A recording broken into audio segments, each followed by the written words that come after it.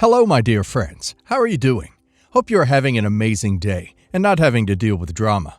Ready for new stories I have for you today? Let's go to the first one. And don't forget to listen to the end of the story, guys, to hear my insights. Enjoy the stories, and don't forget to like and subscribe. And of course, don't forget to leave a comment. This is going to be long, messy, and emotionally loaded. I, 33 male, never thought I'd be airing my personal train wreck on Reddit. But here I am, trying to figure out if I've gone cold, or if everyone around me has just lost their minds. About a year ago, my younger half-brother Dan, 30 male, lost his job. He worked in sales at a mid-sized logistics firm that got hit hard post-pandemic. He called me one night, devastated, panicking, saying he was going to lose his apartment. He didn't have any savings and couldn't afford rent. I've always been the responsible one between us. I've had a steady job in tech for nearly a decade, own my home outright, inherited from our grandparents, and I don't have kids or extravagant habits. I was doing okay financially. At the time, helping Dan felt like a no-brainer. He was my brother. He was going through a hard time. I offered to let him move into the spare bedroom temporarily, just until he got back on his feet. I didn't charge him rent. I even bought groceries, covered his phone bill, and loaned him money to fix his car. My wife, Hannah, 32 female, was supportive of it, at least at first. We've been married for 5 years. Things weren't perfect between us lately, but nothing that felt beyond repair. The usual. Long work hours, stress, less time for each other. We were trying to reconnect, doing date nights again, talking about starting a family. I thought we were moving in the right direction. Dan moved in last October. At first it was fine. He stayed in his room most of the time, sent out resumes, did Uber Eats here and there for extra cash. He'd join us for dinner, help out around the house. I was just relieved he wasn't spiraling, but then things got weird. I started noticing how much time he and Hannah were spending together. She'd laugh more around him than she had with me in months. They'd share inside jokes, binge shows together when I was working late, and go on quick errands that somehow lasted hours. I told myself I was being paranoid, that I was projecting insecurities because of how strained things had been lately. Then came the lies. I'd come home and ask where they were, and I'd get 2 different answers. I'd notice wine glasses left out in the living room, even though I don't drink. Once I walked in on them sitting too close on the couch, and they jumped apart like teenagers caught necking. Still, I tried to trust, to believe that the 2 people I cared about most wouldn't stab me in the back. 2 months ago, I found out the truth. It happened by accident. Hannah was in the shower. Her phone buzzed on the nightstand, and I saw a preview of a message from Dan pop up on the lock screen. Something about "can't stop thinking about last night" and "wish you were here right now." My stomach dropped. I waited until she got out and calmly asked to see her phone. She froze, started crying, tried to lie, then admitted everything. They'd been sleeping together for 3 months. It started as a mistake when I was away on a work trip, and it just kept happening. She swore she still loved me, that she didn't mean to fall for him, that it was just comfort during a rough patch in our marriage, that she didn't plan for any of this. Dan didn't even deny it. When I confronted him, he just looked down and said, "I didn't mean to hurt you, bro." Didn't mean to hurt me. I told them both to get out. That night, Dan packed his bags and went to stay with a friend. Hannah went to her sister's. I filed for divorce a week later, and then, because apparently this is real life and not a soap opera, Hannah found out she's pregnant. She says the timeline makes it very likely that Dan is the father. She's keeping the baby. Now here's where the "am I the asshole" part starts. Our family found out, and instead of treating Dan and Hannah like the shameless backstabbers they are, they've been pressuring me to be understanding. My parents, especially my mom, are devastated that Dan and I aren't speaking. She keeps calling this a family tragedy and saying that we need to come together for the sake of the baby.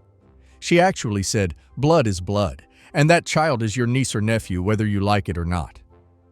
Worse, she thinks I should help them. Her logic? I have a stable income. I still live in a mortgage-free house. I have room to give. Meanwhile, Dan is couch surfing, and Hannah has moved into a small 1-bedroom rental. They're barely scraping by, and the baby's due in 4 months. Last week, my mom called and asked if I'd consider letting them move back in. You read that right. She wants me to let my ex-wife and my brother, who had an affair in my own home, move back into my house, so I can do the right thing and support the baby. She even said, "You don't have to forgive them right away. Just be the bigger man for the child." I laughed. Then I hung up. Since then, the calls haven't stopped.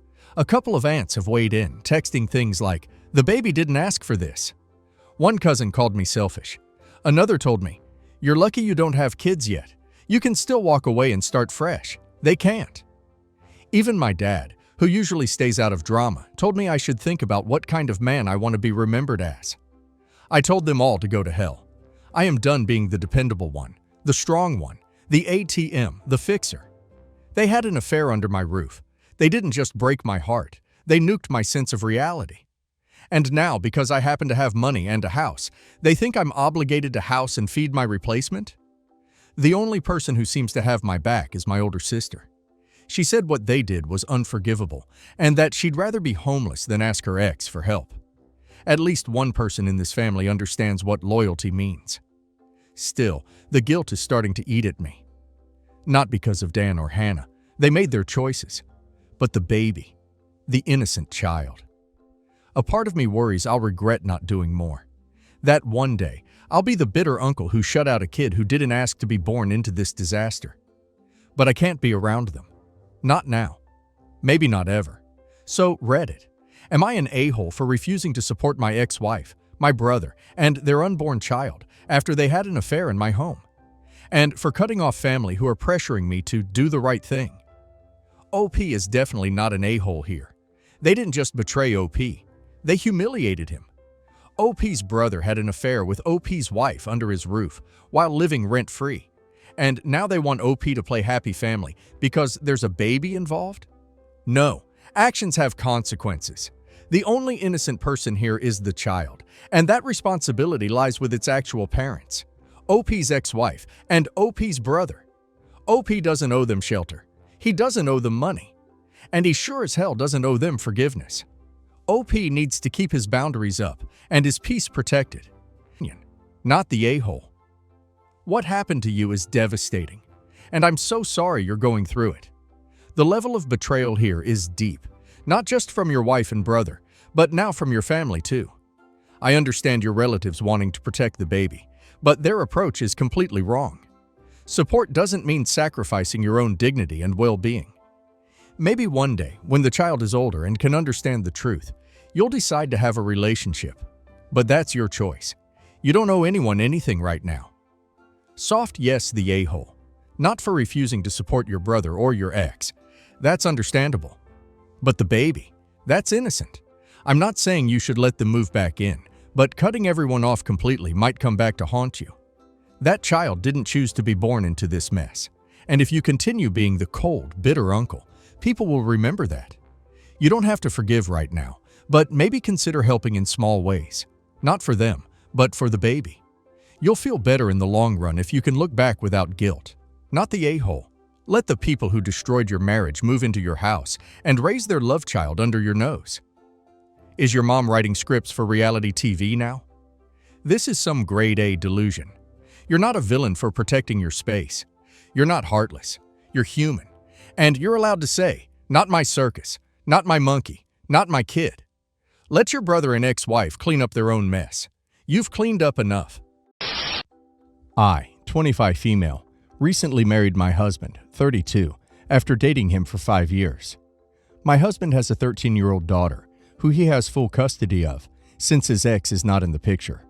We all live together, along with my boxer, who I've had for 6 years, since he was a puppy, which means I've had my boxer for longer than I've known my husband or my stepdaughter for.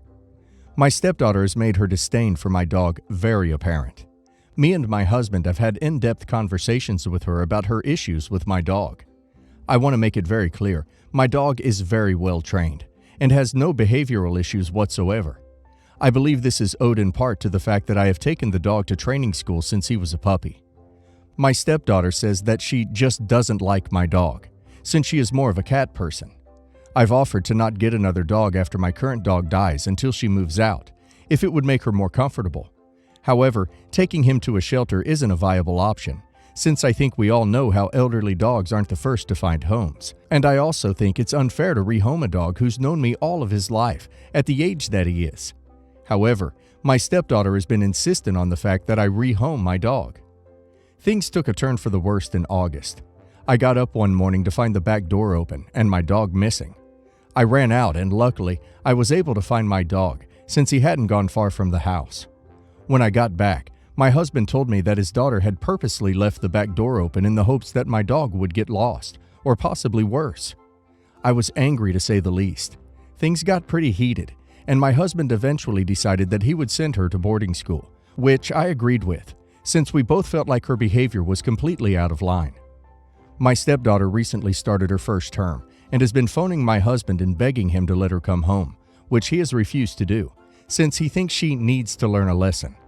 His sister phoned us after this to tell us that we were disgusting people for doing what we're doing, and that I should go as far to rehome my dog for my stepdaughter, since I should prioritize her feelings first. Am I the a-hole? Edit. I thought I'd mentioned this in my original post, but apparently I didn't. We have cameras in our common areas, e.g., kitchen and living room, in case of burglary. When we checked the cameras, she opened the door and let my dog run out, even though we have told her not to do that.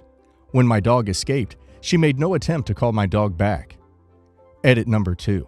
With regards to the dog situation, my dog doesn't intrude on my stepdaughter in the slightest. Despite this, I've offered to not get another dog after my current one, as long as she is living with us. And I've even offered to get a cat for her if it would help her adjust to her new situation more, since she does like cats. However, she has only continued to focus on how much she hates my dog. Edit number 3. I also want to clarify the issue with regards to sending my stepdaughter to boarding school. The purpose was to show her the severity of her actions, since purposely leaving the door open could have resulted in a terrible outcome for my dog. She has had no notable issues prior to this incident, so me and my husband had to take the issue at face value, which was my stepdaughter putting my dog at risk. Everyone sucks here. 1. You've rehomed your stepdaughter over the dog and think that this is reasonable. 2. Your husband rehomed his daughter because she is acting out, which is likely because she's having to adjust to having a stepmother, a dog. All the issues with her mother's own abandonment probably resurfaced, and she's 13 all in one. Forget trying to be a parent. Off she goes. 3. Your stepdaughter is behaving terribly for whatever reason and was cruel to the dog. No one asked her to interact with the dog. You're the a-hole, though for my money, your husband is the worst of the lot. He didn't feel like parenting his child, so he just sent her to boarding school. Done and dusted. Did it even occur to anyone that this girl is struggling with the big changes in her life, and the dog is an easy scapegoat? No, not the a-hole. The daughter is a sentient person capable of making decisions. She is making very poor ones and experiencing the consequences of those actions. She is temporarily away from home as part of being taught a lesson on how to behave like a civilized human being. The dog has done nothing wrong. Rehoming the dog would be bad. All the daughter needs to do is behave in a half-decent manner. She's not being asked to care for the dog. She's not being asked to like the dog. She is simply being asked not to torment or worse the dog. The daughter is the a-hole, and hopefully learning that cruelty is not okay now prevents worse behavior in the future. I, 56 male, am getting married to my lovely girlfriend, 54 female, next year. My previous wife died 2 years ago in January 2021 from health issues. We had a daughter, 23 female. My daughter and late wife were incredibly close, and it hit my daughter very hard. Me and my late wife knew it was going to happen soon, so I have had time to grieve, and when she actually died, I wasn't as affected by it. My late wife asked that I don't stay alone forever and find someone, so I did. I began dating my current fiancé a few months after my late wife passed. My daughter has always had an issue with us being together. At first, I understood, but now I am just fed up. She asked when I first began dating her to never try to force a relationship between the two, and I agreed, hoping she'd come around. But it's been a year and a half, and there is still no progress. My fiancé is extremely upset about this and has been messaging her trying to build a relationship, but to no avail. My daughter and I got into a big fight about it, and I've cut her off financially. She has a job, so she's not helpless, until she will sit and talk with my fiancé. I told my daughter that she's either going to be a bridesmaid for my fiancé in the wedding, or she isn't invited at all. Unto today. My daughter called me crying and begging to not come to Christmas today. It's my fiancé's family's Christmas, and they will all be there. Everyone I need her to meet before the wedding. My fiancé had messaged my daughter last week about it and asked her to come and told her she'd be meeting her future step-siblings. My daughter, no surprise, was less than thrilled. I told her she has to come no matter what. She said that she doesn't feel comfortable driving in the snowy conditions, and I told her she'll be fine and to leave a little early. She hung up on me and hasn't texted or said she was leaving, and the Christmas begins in an hour. I don't feel good about her being upset before coming, but it's been long enough. She needs to meet these people before I marry my fiancé. So, am I the a-hole? Dude, it's almost the 2-year anniversary of her mom's death, and you want her to play happy families with the woman you replaced her mom with after a couple months. Yeah, you're the a-hole.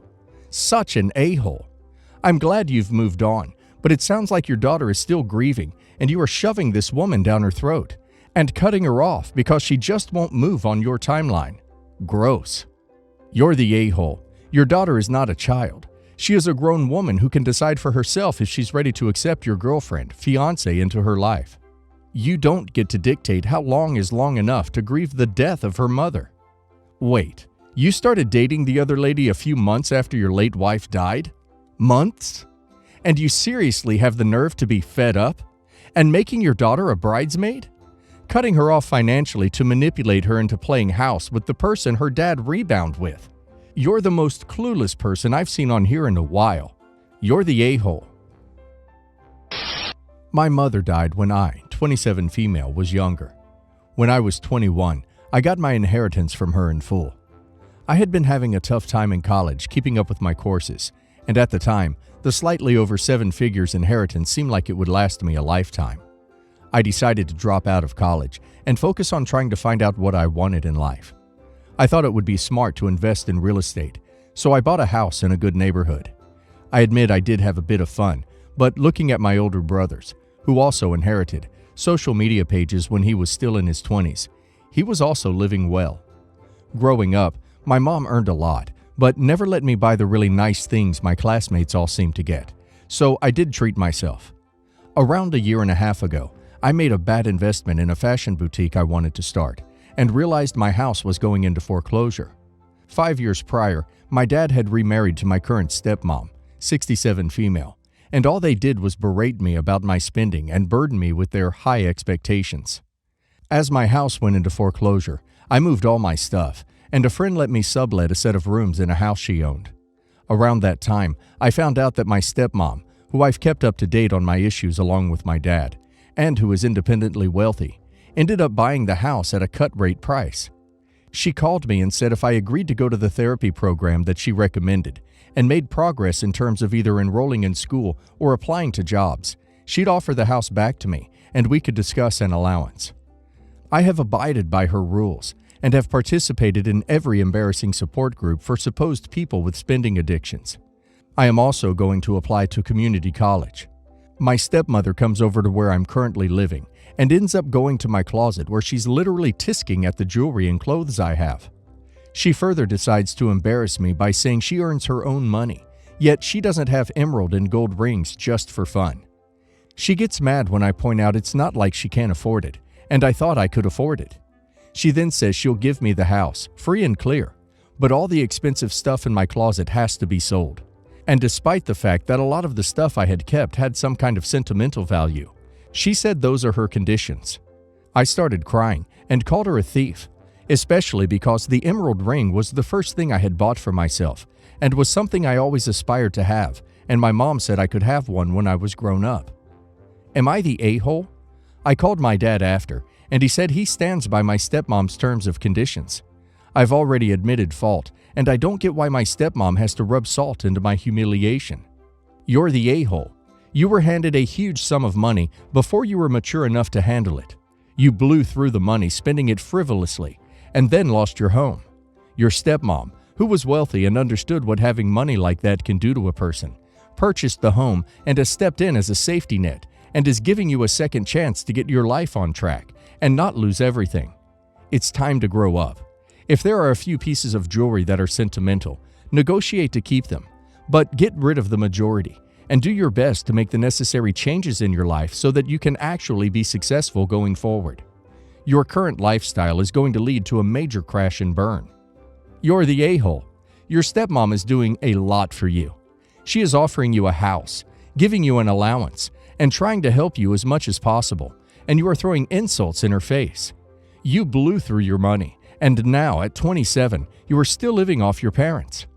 You're the a-hole. Are you for real? Your stepmom is making an incredibly generous offer. She is not obligated to give you a house she paid for. She would have paid market price for the house. If the house was lower than what you paid, this means this was just another of your failed investments. You do have a spending problem if you think you can afford to keep and continue buying high-end jewelry and clothes on the basis of a $1 million inheritance. That is barely any money if you plan to never work. Even living relatively frugally, that money would have lasted 10 to 15 years unless invested very well. You don't seem to have a concept of money or what it means to be an adult. If you don't want to work hard and meet high expectations, then fine, it's your decision. But that comes with a lifestyle downgrade, not emeralds and Gucci. Your stepmom is being kind to you and trying to help. Her tough approach involves giving you a house and an allowance after you've shown you can't be trusted with money, and you call her a thief? You are going to end up in a bad situation if you don't do a 180 in attitude and actions. Do not expect a standing ovation for doing basic things like enrolling in community college or getting a basic job. This is going to sound like a dumb question, but it just really grinds my gears. My brother is about to turn 30. He works a pretty laissez-faire job, and I think he is making around $3,000 a month after taxes. Other than him paying $125 a month in health insurance and $300 to $400 a month for food, cell phone, and miscellaneous other stuff, he is paying my mother $1,000 in rent to live in this condo. For background, we grew up in a very high cost of living area, and I decided that I was going to move out first chance I got because I wanted to be a homeowner and not live in a tiny room in a condo with my girlfriend. Before I moved out, me, my brother, and my girlfriend all lived in this condo that my mom bought with inherited money. The rental estimate was about $2,200 when I was living there, and it's since gone up to around $2,400, not accounting for HOA, which is $450 a month, and utilities, which are around $200 a month. According to my mother, who I spoke to on the phone, she is getting $1,000 a month total from him. This is around what I was paying her a month since I was still in college and not working at the time, $800 a month. However, now that I have moved out with my girlfriend, he lives alone in the condo, and my mom charges him the same amount of money in rent each month. Originally, he was going to get a roommate, but he didn't want to because he needs his own space. She told me that she is basically breaking even on the condo, as opposed to making any amount of money renting it out to a tenant for the market rate. To make matters even worse, most of the money he gives her, she puts into her retirement investment account as a nest egg for him for the future. So in reality, she's actually losing around $500 or so a month on the condo letting him stay there. He ended up converting my old bedroom into a storage room, man cave, and he has the entire master bedroom to himself. I just feel like my brother is taking advantage of my mom and taking the path of least resistance, and every time I bring it up, I'm the bad guy. My mom says, well, he has a job. He's an independent man. I mean, no, he's not. He wouldn't be able to afford to live on his own in the area if not for my mom letting him live in her rental property that she has yet to have made any money on. And my brother always brags about how much money he saves each month. And my mom seems so blinded by this that she is proud of him for saving money that she could otherwise be using for her own expenses as she ages. I don't want to sound petty, but recently my mom has been referring to her condo as his condo, and I just feel very angry that my brother will try to somehow weasel it away from her the older she gets. Am I the a-hole for wanting to tell my brother if he wants to continue to live in the area, he either needs to pay my mom more each month or get a better job? You're the a-hole. I don't see where this is any of your business. If two grown adults both agree to the cost and living arrangements, it's not your concern. You moved out and moved on. You aren't giving either of them money, and it's none of your business what either of them do with theirs.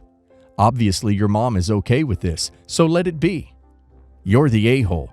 Your mother is breaking even on the property. You keep mentioning you're worried she's going to develop Alzheimer's, and your brother will get the house when she dies. That's kinda yucky and weird. You're not entitled to an inheritance.